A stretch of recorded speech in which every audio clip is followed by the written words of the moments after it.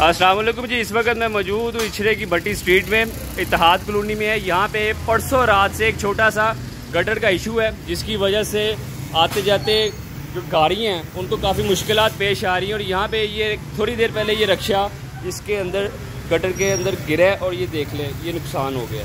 ये भाईजान का पूरा रक्षे का नुकसान हो चुका है। इसका ये टायर बाहर निकल चुका, बड़ी मुश्किल से घसीट के इसको आगे किया गया और इसको कहा भी है कि थोड़ा सा मज़ीद आगे कर ले, लेकिन वो कह रहे नहीं इतनी हिम्मत कि इसको मज़ीद आगे किया जा सके। ये एक टायर टूट चुका है और परसों रात से वासा को काफ़ी कंप्लेन कर चुके हैं और वासा वाले आ भी चुके हैं। ये देख लें, एक और शख्स इसमें गिर गया। वासा के राना शराज साहब आए थे और वो अपने मुतलका लोकल अफसर के साथ आए थे, लेकिन उसके बावजूद ये कुछ भी नहीं हो सका।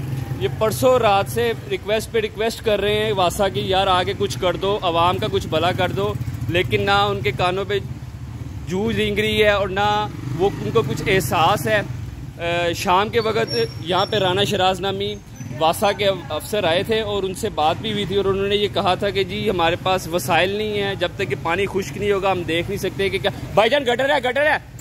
और देखे, ये देख ले आपके सामने, ये ताज़ा दिन सूरत हाल है।